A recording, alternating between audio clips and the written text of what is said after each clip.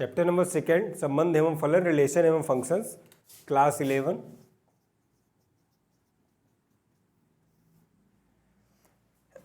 इसमें आता है कार्टेशियन प्रोडक्ट या कार्तीय गुणन। कार्टेशियन प्रोडक्ट या कार्तीय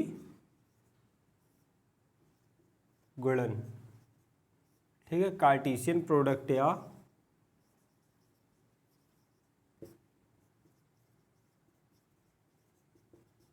कार्तीय गुणन, ठीक है। कार्टेशियन प्रोडक्ट या कार्तीय गुणन। यहाँ पे दो समुच्चय दिए हुए हैं 1 2 3। दूसरा समुच्चय है B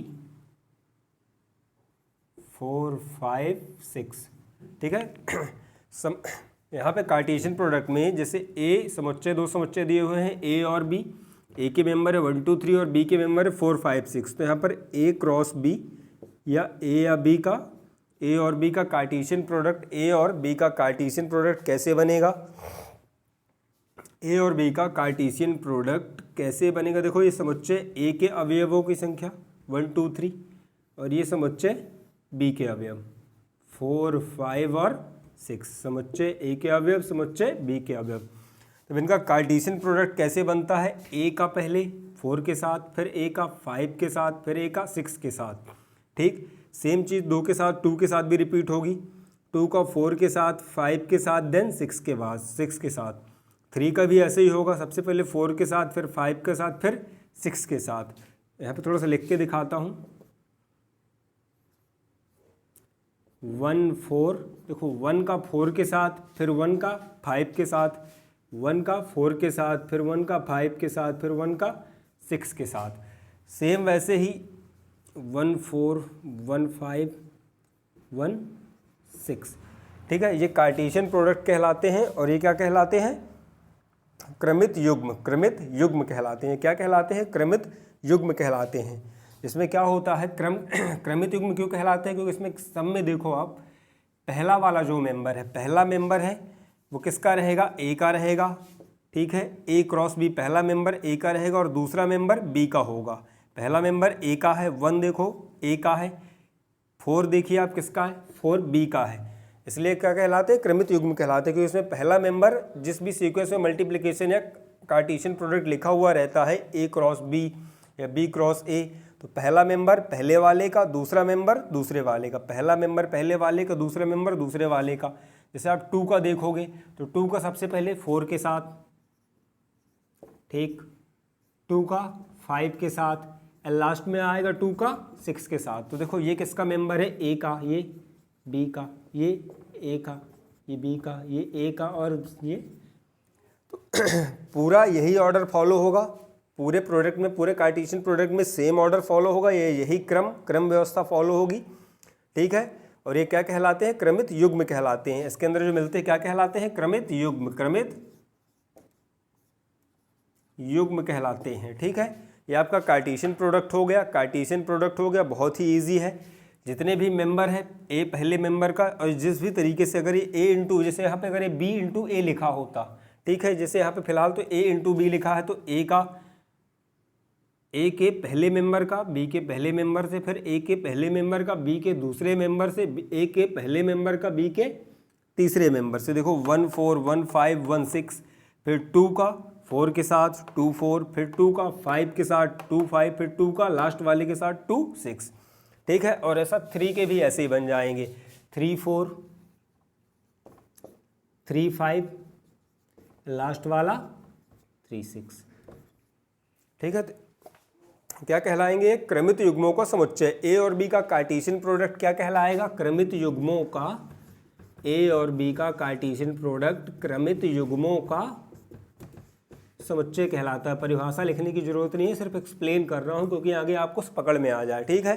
तो A और B का कार्टेशियन प्रोडक्ट क्या कहलाएगा? क्रमित युग्मों का समुच्चय कहलाएगा, ठीक। और क्रमित युग्म क्या होते हैं? क्रमित युग्म वह युग्म होते हैं या वह पेयर होते हैं। ऑर्डर पेयर कौन से पेयर कहलाते हैं? इनमें एक ऑर्डर स्पेसिफाई रहता है। ऑर्डर कैसे? जैसे पहला मेंबर A का, दूसरा मेंबर B का, पहला मेंबर A का, दूसरा मेंबर B का। अब देखो यहाँ पे पहला मेंबर A का, दूसरा मेंबर, इस पूरे प्रोडक्ट में, इस A इंटू B के इस पूरे कार्टेशियन प्रोडक्ट में आपको सारे मेंबर इसी ऑर्डर में मिलेंगे। ए बी यानी पहला मेंबर ए का, फिर बी का पहला मेंबर ए का, फिर बी का पहला मेंबर ए का, फिर बी का। अगर यहाँ पे पहला मेंबर बी का आ जाए और दूसरा ए का तो ये कार्टेशियन प्रोडक्ट नहीं होगा, ठीक है, कार्टेशियन प्रोडक्ट नहीं होगा। कार्टेशियन प्रोडक्ट कब कहलाता है? जब पहला मेंबर सॉरी क्रमित युग्म कब कहलाते हैं? और इन्हें क्या कहते हैं? क्रमित युग्म, है ना, मतलब एक क्रम फॉलो करते हैं जिसमें पहला मेंबर हमेशा पहले वाले समुच्चय का रहेगा और दूसरा मेंबर दूसरे वाले समुच्चय का रहेगा। जैसे यहाँ पे 3 है, 4 है। 3 देखो आप चेक कर लो किसका है? पहले वाले का, ए का है। 4 किसका है? दूसरे वाले का है, ठीक।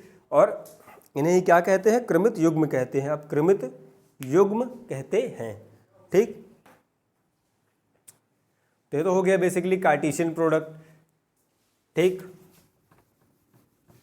कार्टेशियन प्रोडक्ट कहते किसको है या होता क्या है? बहुत ही इजी है।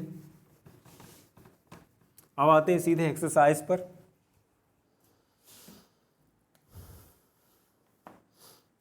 हालांकि कुछ क्रमित युग्मों की कुछ विशेषताएं हैं, बता रहा हूं। क्रमित युग्मों की कुछ विशेषताएं हैं। क्रमित युग्म, ठीक है। कोई भी क्रमित युग्म कब बराबर हो सकते हैं?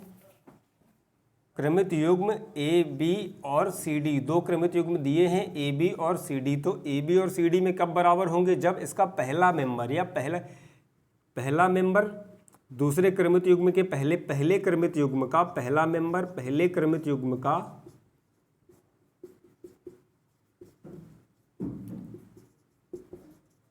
पहला मेंबर और दूसरे क्रमित युग्म का पहला मेंबर बराबर होंगे, ठीक है। यानी A इज टू सी और B इज टू डी, ठीक है। A is to B, sorry A is to C, मतलब पहला मेंबर पहले मेंबर से इक्वेट करेगा, बराबर होगा, दूसरा मेंबर दूसरे मेंबर के बराबर होगा, ठीक है। यह लॉ ऑफ इक्वलिटी कहलाता है, समता का नियम कहलाता है। क्रमित युग्मों में कौन सा कहलाता है? समता का,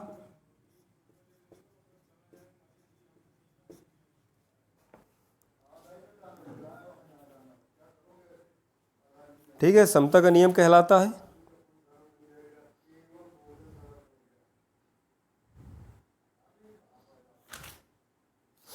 अब कार्टेशियन प्रोडक्ट की बेसिकली एक डेफिनेशन है, उसको भी एक्सप्लेन कर देता हूं। कार्तीय गुणन,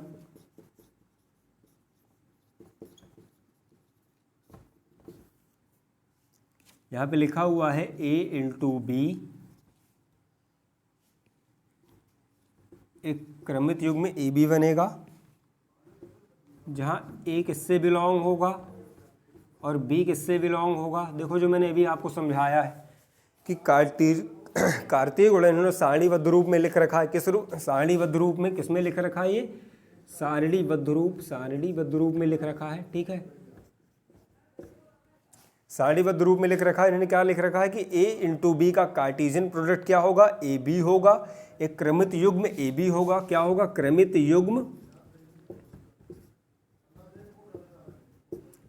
युग्म ए बी होगा जहां पर A पहला मेंबर हमेशा किससे बिलोंग होगा? ए से।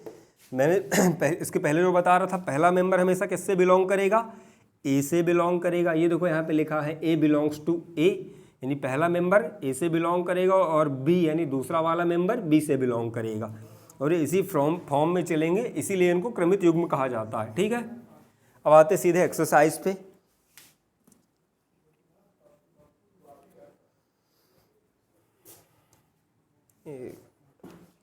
कुछ और भी है क्या?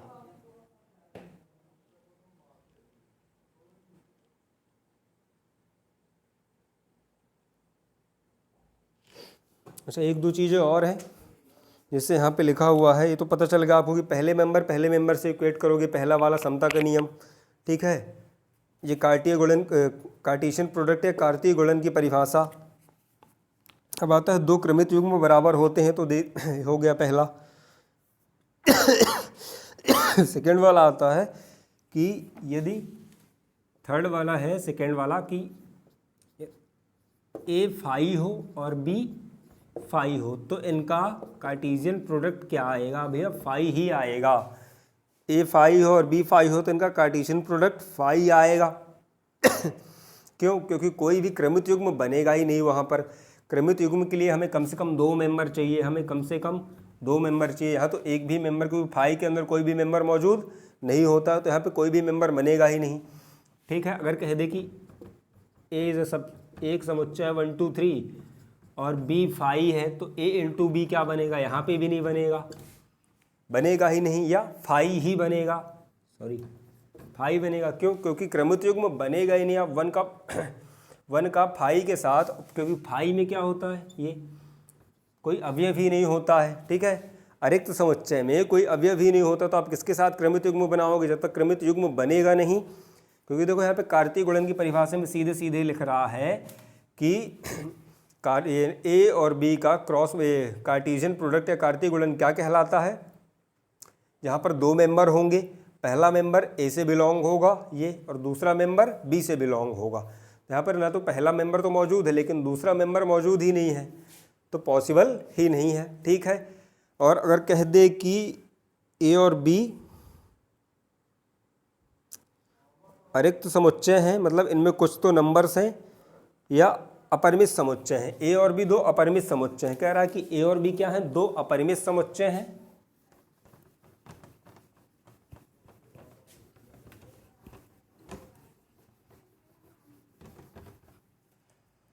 मतलब कह रहा है कि 1 2 3, ठीक है, अप टू सोन 4 5 6, 2 अपरिमित समुच्चय हैं, तब इनका कार्टेशियन प्रोडक्ट क्या बनेगा? वह भी एक अपरिमित समुच्चय बनेगा, अपरिमित समुच्चय बनेगा। क्या बनेगा? अपरिमित समुच्चय बनेगा। यदि ए और बी 2 अपरिमित समुच्चय है, तो उनका प्रोडक्ट भी क्या बनेगा? अपरिमित समुच्चय ही बनेगा। ठीक है, ए और बी का ना, ये कह रहा है कि ए और बी में कितने अवयव होंगे। ठीक है, माना कि है ना, ये क्या है, एन ए, इसमें पी अवयव है। ठीक है, एन बी में क्या है, क्यू अवयव है। तो ए इंटू बी का कार्टेशियन प्रोडक्ट जब बनेगा इनका समुच्चय ए और बी का, तो इसमें कुल अवयव कितने होंगे? P into Q. इनमें कितने होंगे? माना कि यहाँ पर ये 5 थे। ठीक है, ए में 5 मेंबर है और बी में कितने हैं? 4 हैं। तो जब इनका क्रॉस इनका कार्टेशियन प्रोडक्ट बनाओगे या कार्तीय गुणन होगा, तो इसमें कुल मेंबर कितने होंगे? 5 इंटू 4 20। ठीक है, अब आते हैं एक्सरसाइज पे।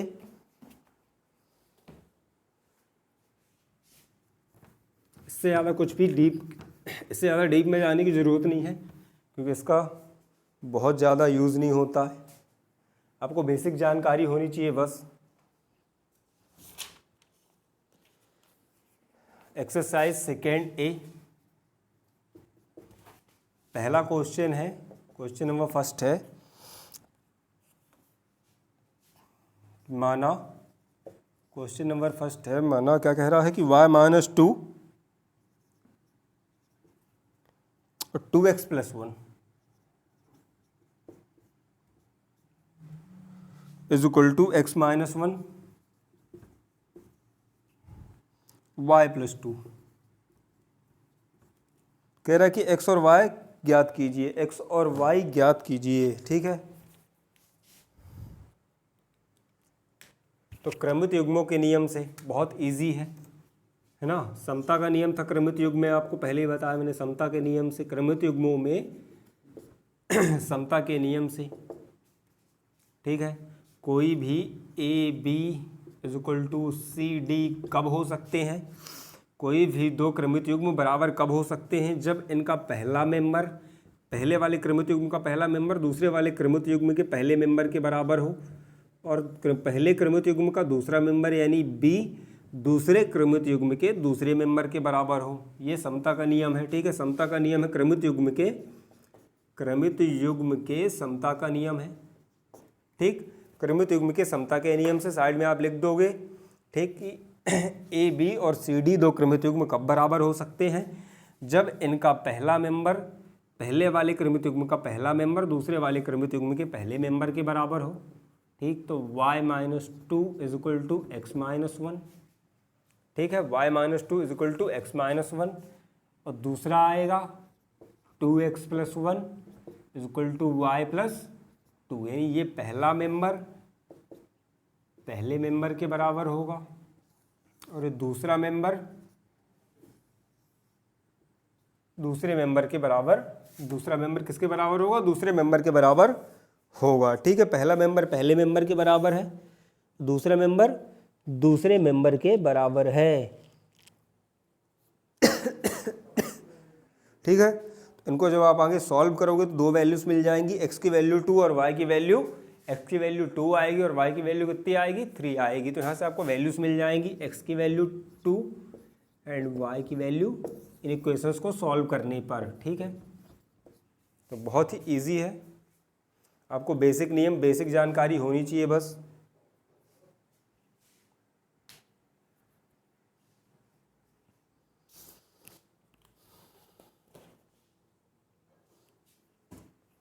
अब आते हैं क्वेश्चन नंबर 2 पे।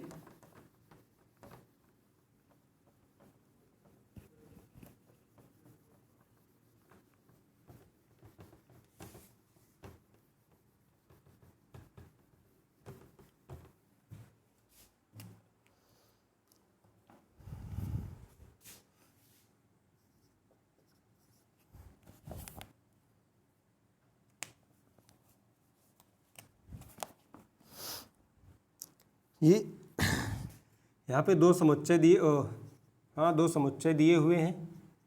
पहला है 1 2, ठीक है, और बी वाला है 2 3। तो ए और बी का कार्टेशियन प्रोडक्ट पूछा है, तो उसने क्या कहा है कि बताओ ए इंटू बी कितना होगा। ए और बी का कार्टेशियन प्रोडक्ट पूछा है, तो बड़ी सीधी सीधी बात है, पहले मेंबर का पहले मेंबर से फिर पहले मेंबर का, ये ऐसे लिख सकते हो आप साइड में 1 2 2 3। सबसे इजी तरीका है कंफ्यूज होने से बचने के लिए। तो 1 का पहले 2 में, फिर 1 का 3 में मल्टीप्लाई, फिर 2 का 2 में और 2 का 3 में। ठीक है, तो देखो 1 का 2 में मल्टीप्लाई, बोलो सॉरी, 1 का 2 के साथ पेयर बनेगा, क्रमित युग्म बनेगा। 1 का 2 के साथ, फिर 1 का 3 के साथ, 1 का 2 के साथ बना, 1 का 3 के साथ बना। अब 2 का बनेगा 2 के साथ, 2 का 2 के साथ और 2 का 3 के साथ। तो देखो यहाँ पे पहले मेंबर जो होंगे, पहला मेंबर हमेशा ए से बिलोंग करेगा। पहला मेंबर देखो ये 1 में है, यहाँ भी 1 है, यहाँ ये भी पहला है, ये भी। पहला मेंबर हमेशा ए से बिलोंग करेगा और दूसरा मेंबर हमेशा बी से बिलोंग करेगा। देखो ये ए है, ये ए है, जरूरी नहीं वो पहला हो, दूसरा भी हो सकता है। मतलब पहला मेंबर पहला वाला होगा या तो दूसरा वाला होगा, लेकिन बिलोंग किससे करेगा? ए से, यानी पहले वाले से, पहला इस सीक्वेंस में, इसीलिए इसको क्या कहते हैं? क्रमित युग्म कहते हैं। दूसरा देखो यहाँ पर बी से, बी से, बी से, और ये भी बी से। ठीक है, इनका आंसर क्या आएगा? या ए इंटू बी का कार्टेशियन प्रोडक्ट, ये है आपका, ठीक, ऊपर लिखा हुआ है।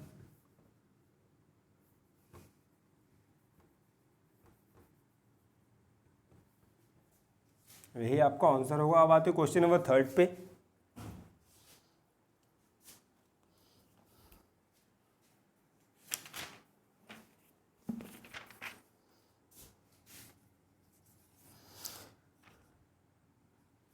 यहाँ पे दो समुच्चय दिए हुए हैं। पहला दिया है 0 -1 और दूसरा समुच्चय दिया हुआ है 0 और 1। तो वे कह रहा है कि ए और बी का कार्टेशियन प्रोडक्ट, ए और बी का Cartesian product is not is equal to B into A. मतलब ए और बी का कार्तीय गुणनफल बी और ए के कार्तीय गुणनफल के बराबर नहीं होगा। सिद्ध करो। ठीक है, क्या कह रहा है कि सिद्ध करो कि ए और बी का कार्टेशियन प्रोडक्ट बी और ए के कार्टेशियन प्रोडक्ट के बराबर नहीं होगा। नहीं होगा, बड़ा इजी है, चेक करके दिखाते हैं। सबसे पहले हम ए क्रॉस बी निकाल लेंगे या ए और बी का कार्टेशियन प्रोडक्ट निकाल लेते हैं। तो देखो 0 का 0 के साथ, तो बन गया 0 0, क्रमित युग्म बना लेते हैं। ठीक है, 0 0, फिर 0 का 1 के साथ, बन गया 0 1।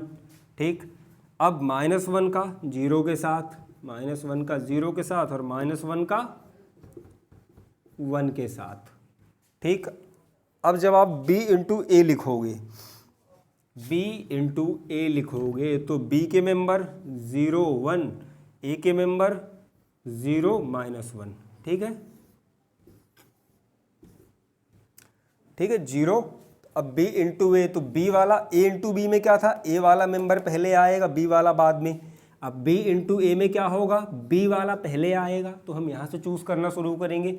0 का पहले 0 के साथ, ठीक है, 0 का 0 के साथ, फिर 0 का -1 के साथ, 0 का -1 के साथ। चाहो तो यहाँ से देख लो, पहला 0 का 0 के साथ, फिर -1 के साथ। तो देखो 0 का 0 के साथ, फिर 0 का -1 के साथ। क्यों? क्योंकि b वाला मेंबर, अब b इंटू ए में कौन सा मेंबर, इसमें जो भी समुच्चय आगे रहता है उसका मेंबर पहले आता है, ठीक, जो भी समुच्चय बाद में रहता है उसका मेंबर बाद में आता है। अब देखो 1 बचा, तो 1 का 0 के साथ, तो 1 0, और 1 का -1 के साथ, -1।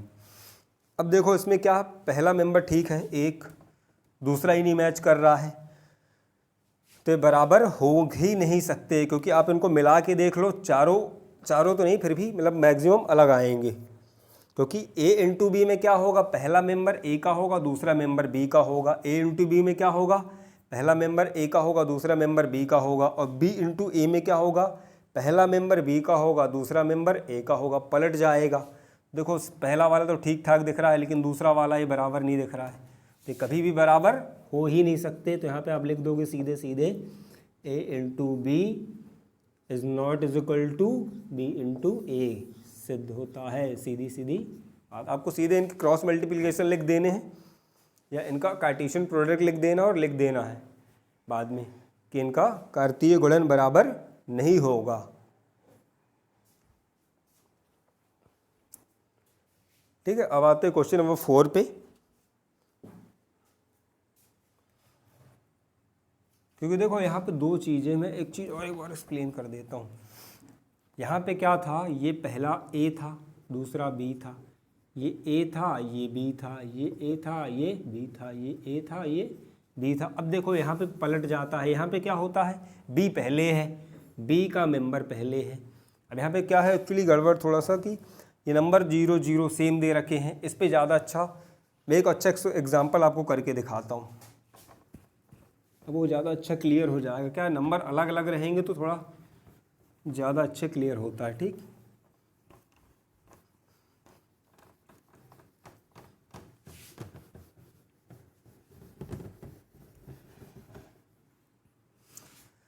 दो समुच्चय दिए हुए हैं, मान लो पहला है 1 2, ठीक है, और दूसरा है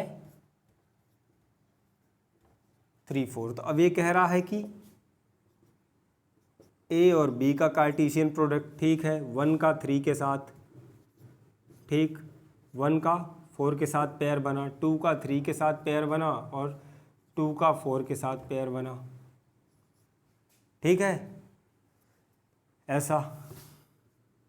ये a हो गया 1 2, ये b हो गया 3 4। तो देखो 1 का 3 के साथ, 1 का 4 के साथ, फिर 2 का 3 के साथ, फिर 2 का 4 के साथ, 1 का 3 के साथ, 1 का 4, 1 का 3 के साथ, 1 का 4 के साथ, 2 का 3 के साथ, 2 का 4 के साथ, ठीक। अब ये कह दे कि b इंटू ए, तो अब यहाँ पे क्या होगा, ये पलट जाएंगे, b वाला आगे आ जाएगा,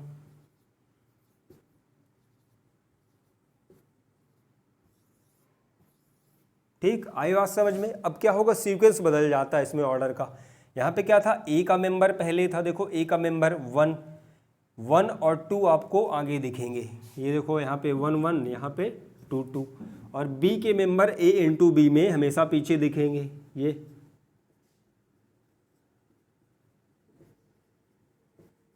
अलग अलग मेंबर होते तो जल्दी आइडेंटिफाई होता है। क्यों? क्योंकि यहाँ पे आगे a लिखा है और पीछे b लिखा है। इसी सीक्वेंस में हमें क्रमित युग्म बनाने हैं। अब यहाँ पे क्या होगा, b पहले लिखा हुआ है, तो 3 का 1 के साथ, 3 का 2 के साथ, देखिए 3 का 1 के साथ, 3 का 2 के साथ, फिर 4 का 1 के साथ, 4 का 2 के साथ, तो 4 का 1 के साथ और 4 का 2 के साथ क्रमित युग्म बनेगा। अब यहाँ पे क्या है, देखो b पहले लिखा है तो b वाले मेंबर आगे आ गए। चेक कर लो आप सब अच्छे से। आपको 3 और 4 बी में मिलेगा, 1 में मिलेगा ही नहीं, ठीक है। तो बी वाले मेंबर यहाँ पर आगे हैं और यहाँ पर क्या है, बी वाले मेंबर पीछे हैं। तो ये आपस में बराबर कैसे हो सकते हैं, क्योंकि यहाँ पे प्लेस ऑर्डर चेंज हो जाता है, ठीक है, ऑर्डर चेंज हो जाता है तो ये बराबर नहीं होंगे। तो ये हैंस प्रूव्ड हो जाता है कि ए इंटू बी, ए और बी का कार्टेशियन प्रोडक्ट बी और ए के कार्टेशियन प्रोडक्ट के बराबर नहीं होता है, ठीक।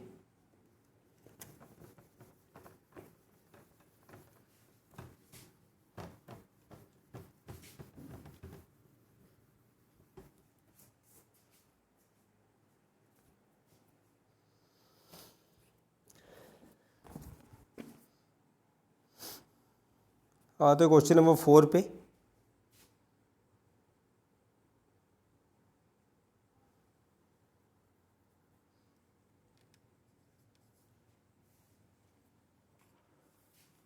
सॉरी, क्वेश्चन नंबर 4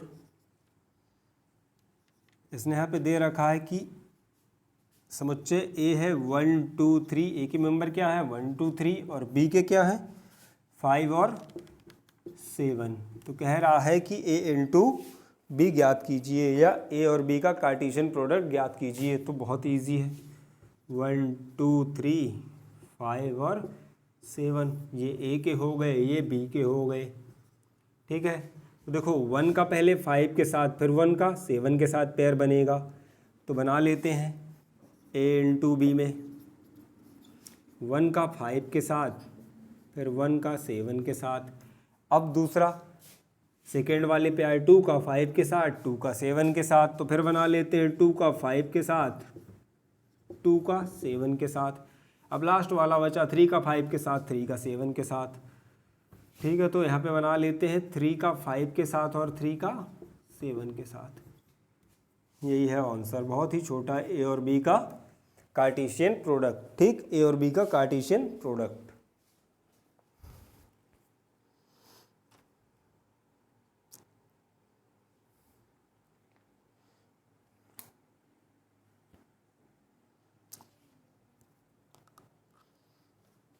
अब आते हैं नेक्स्ट क्वेश्चन पे, क्वेश्चन नंबर 5 पे।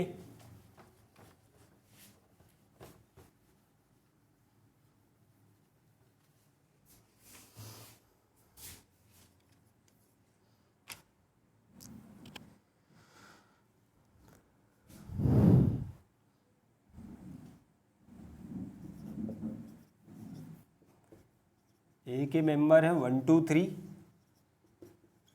बी का मेंबर है 4 5 6, ठीक है। तो इसने क्या कहा है कि ए इंटू बी और बी इंटू ए ज्ञात कीजिए, ए इंटू बी और बी इंटू ए ज्ञात कीजिए, ठीक है। सीधी बात है, यहाँ पे लिख लो, क्या करने में आसानी जाती है। 1 2 3 4 5 और 6, ठीक है। 1 2 3 4 5 और 6। तो पहले पूछा है ए क्रॉस बी, तो 1 का 4 के साथ पेयर बनेगा, 1 का 4 के साथ पेयर बनेगा, 1 का 5 के साथ बनेगा, फिर 1 का 6 के साथ बनेगा।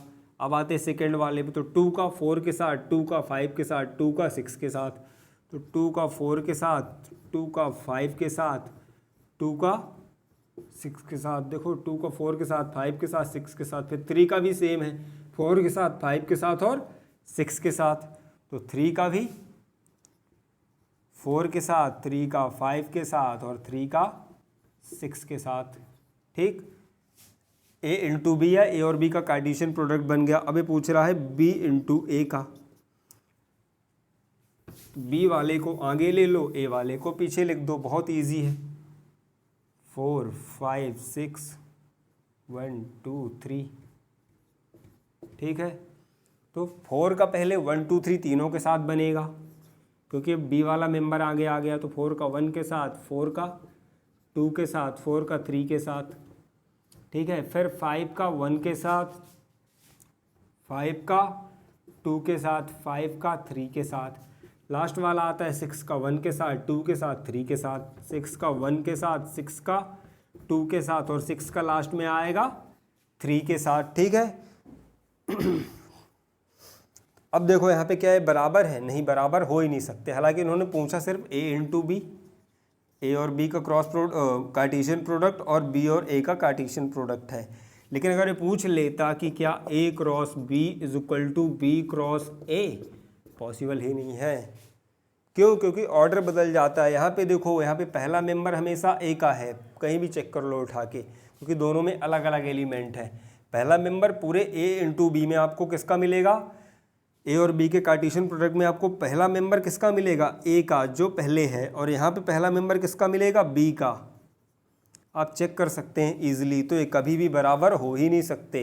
ए cross B is not is equal to B into A और बी का कार्टेशियन प्रोडक्ट बी और ए के कार्टेशियन प्रोडक्ट के बराबर नहीं हो सकता। ठीक है, अब आते हैं क्वेश्चन नंबर 6 पे। बहुत ही प्यारा क्वेश्चन है, थोड़ा सा अलग है, थोड़ा सा, बहुत ज़्यादा नहीं।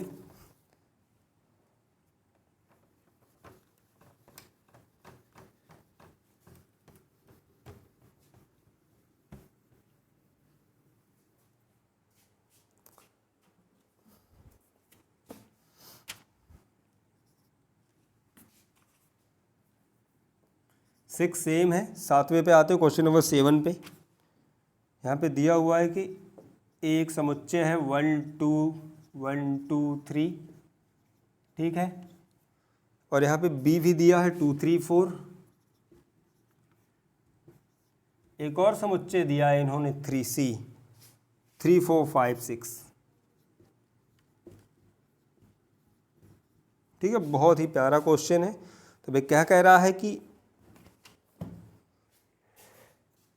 ये कह रहा है कि ए का कार्टेशियन प्रोडक्ट निकालिए बी और सी के इंटरसेक्शन के साथ। इसका साइन आपको याद होगा फर्स्ट चैप्टर में ही ना, हाँ फर्स्ट चैप्टर में, इंटरसेक्शन या उभयनिष्ठ, बी उभयनिष्ठ सी के साथ। तो सबसे पहले आपको बी कॉमन सी निकालना है, बी इंटरसेक्शन सी निकालना पड़ेगा। बी इंटरसेक्शन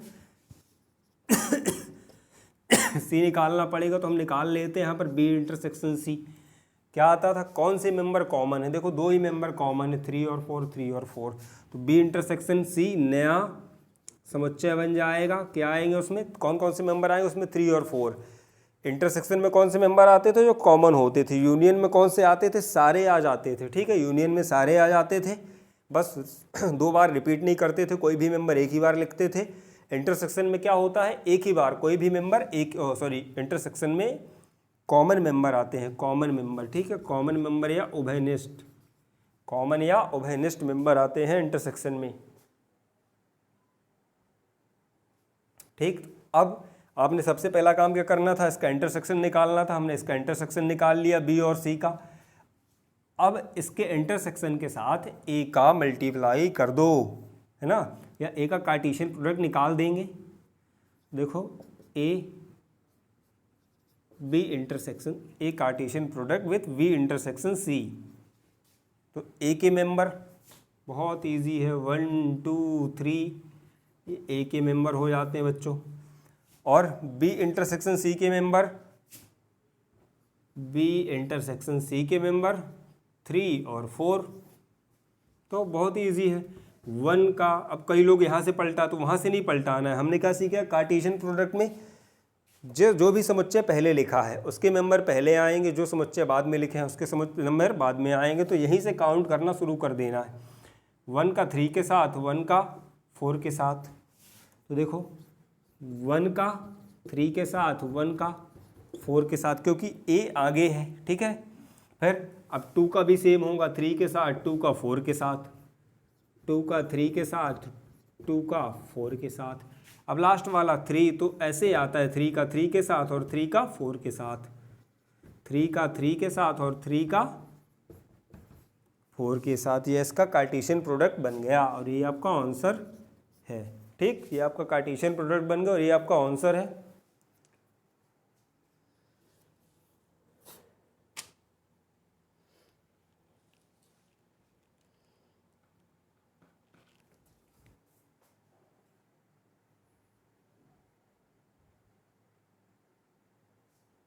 अब आते हैं क्वेश्चन नंबर 8 पे। बहुत ही इंटरेस्टिंग क्वेश्चन है।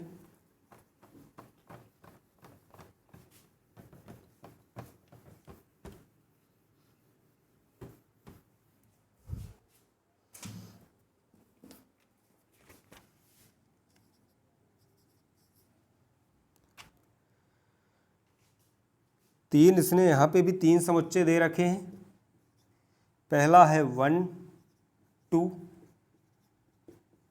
बी वाला है 2 3 4 2 3 4 और सी वाला है बच्चों 3 4 5।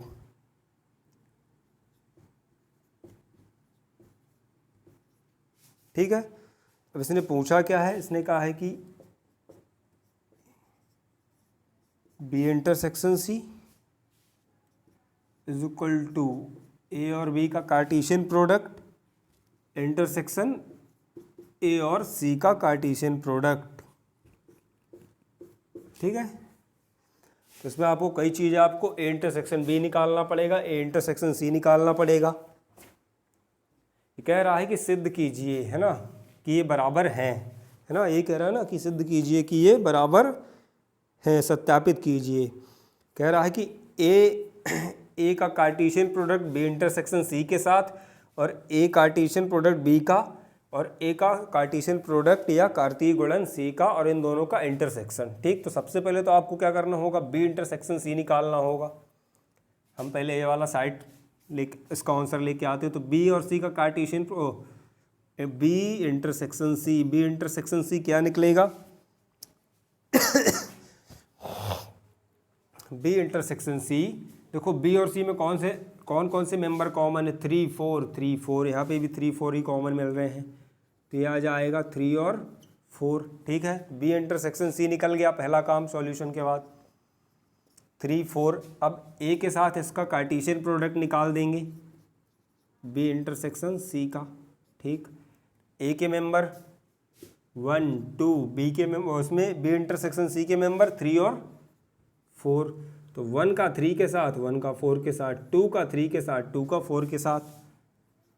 देखो 1 का 3 के साथ, 1 का 4 के साथ, 2 का 3 के साथ, फिर 2 का 4 के साथ। ये ए के मेंबर थे और ये किसके मेंबर थे, बी इंटरसेक्शन सी के मेंबर थे। ठीक है। अब निकालते हैं ए और बी का कार्टेशियन प्रोडक्ट, ए और बी का कार्टेशियन प्रोडक्ट निकालते हैं क्योंकि दिया हुआ है। तो ए और बी का कार्टेशियन प्रोडक्ट देखो 1 का 2 के साथ, 1 का 3 के साथ, 1 का 4 के साथ, बहुत ही ईजी है। 1 का 2 के साथ पेयर बनेगा, 1 का 3 के साथ पेयर बनेगा, 1 का 4 के साथ पेयर बनेगा, फिर 2 का 2 के साथ, 2 का 2 के साथ पेयर बनेगा, 2 का 3 के साथ पेयर बनेगा और लास्ट 2 का 4 के साथ पेयर बनेगा। तो ए और बी का कार्टेशियन प्रोडक्ट निकल गया, कार्तीय गुणन। और क्या पूछा है, ए और सी का कार्टेशियन प्रोडक्ट पूछा है इसने। ए और सी का भी निकाल लेते हैं, ए और सी का कार्टेशियन प्रोडक्ट। तो 1 का 3, ए और सी यहाँ लिख देता हूँ, ज़्यादा दूर हो जा रहा है। 1 2, सी क्या है 3 4 और 5। तो देखो 1 का 3 के साथ, 1 का 4 के साथ, 1 का 5 के साथ, सेम ऐसा 2 के साथ भी होगा। ठीक, तो 1 का 3 के साथ 1 3, 1 का 4 के साथ 1 4, 1 का 5 के साथ 1 5, 2 का 3 के साथ 2 3, 2 का 4 के साथ 2 4 और 2 का 5 के साथ 2 5 लास्ट पेयर बनेगा। ठीक, अब इसने क्या कहा है यहाँ पे कि ए और बी के कार्टेशियन प्रोडक्ट और ए और सी के कार्टेशियन प्रोडक्ट का इंटरसेक्शन। तो अब ए और बी का कार्टेशियन प्रोडक्ट आपके पास मौजूद है और ए और सी का कार्टेशियन प्रोडक्ट आपके पास मौजूद है, कार्तीय गुणन। ठीक है, अब इनका इंटरसेक्शन निकाल लो, मतलब इनमें कौन से कॉमन है, कौन से इनमें कौन से ये ऑर्डर पेयर कॉमन है, क्योंकि यहाँ पे सिंगल मेंबर तो है नहीं कि आप मेंबर निकालोगी। जैसे यहाँ पे सिंगल बी और सी के कार्टी, यहाँ पे क्या था, हमने बी और सी में क्या निकाला था, मेंबर कॉमन थे। यहाँ पे मेंबर कॉमन थे, कॉमन मेंबर लेते हैं। ठीक है, इंटरसेक्शन में यहाँ पे हम कॉमन मेंबर लेते हैं, लेकिन यहाँ पे मेंबर तो है नहीं सिंगल। यहाँ पे क्या है, क्रमित युग्म है। ठीक है, क्रमित युग्म है, तो कौन कौन से क्रमित युग्म कॉमन होंगे ए और बी में और ए और सी में। देखो ए और बी के कार्टेशियन प्रोडक्ट में और ए और सी के कार्टेशियन प्रोडक्ट में। तो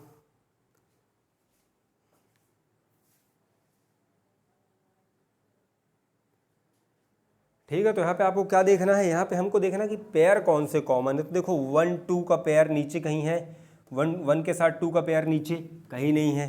ठीक, तो 1 और 2 का पेयर नीचे कहीं भी नहीं है।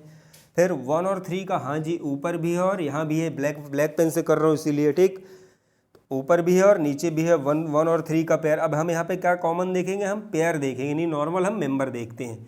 1 और 4 का पेयर चेक करो, ऊपर भी है और नीचे भी है, तो 2 पेयर तो हमें मिल गए, 2 पेयर हमें मिल गए 1 और 3 का, 1 और 4 का, ठीक है। 1 और 3 का पेयर मिल गया हमको, और किसका मिल गया, 1 और 4 का मिल गया, ठीक। अब नेक्स्ट आते हैं 2 2 नीचे देखो 2 2 कहीं मिल रहा है, नहीं है। 2 3 मिल रहा है, यहाँ पे भी है और यहाँ पे भी है, तो 2 3। फिर आता है 2 4, तो लास्ट पेयर आपको किसमें कितने पेयर मिलते हैं कॉमन, 4, ठीक है। 1 3 1 4 1 3 1 4 2 3 और 2 4, 1 3 1 4 1 3 1 4 2 3 और 2 4, कितने पेयर मिलते हैं, 4 पेयर मिलते हैं, ठीक है।